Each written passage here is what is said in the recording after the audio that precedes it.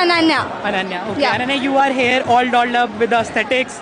You have flowers and you have this bracelet, flower bracelet. So what does this mean? This means it's basically a sign that we are showing that we are not here for any kind of violence, as obviously demanded by CJP and people who are supporting CJP. And also, we are not violating any rights, and we are law-abiding citizens. Okay. Yeah, What are you protesting against? against this system. Against the system, okay. Can you tell me the specifics of your protest? Like, what all do you want to change in this country after this protest, or something that comes out of this protest? So it's gonna take a whole day then. No, but still, you can, give me a brief. We are here obviously for this whole protest is that our education minister should resign. It's been a highlight how many people leaks are happening. It's been a highlight how many people are suiciding because of that.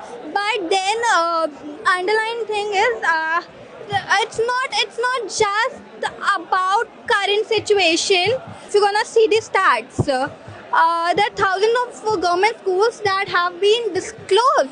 They have been closed by the government because the government says that there are no funds. Okay. But I don't know. Which government has closed schools? Can you tell? Sorry. Which government has closed government schools? Like which state government, central government, which government is closing schools?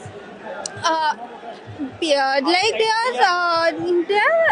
every, you can say in every state there are thousands. There are actually thousands. No, but the central government runs only Kendriya Vidyalayas, like Correct. central schools, right? Correct. And no central school has been closed. Okay, PMC schools. got So you it. please tell me some specifics. For specifics, like how many schools have been added? Numbers, no, but I can definitely tell you. Numbers have, okay. Yeah, I can definitely tell you what but I'm telling you. what I can definitely tell you, even if they are added on paper, no education are there is no education in those schools.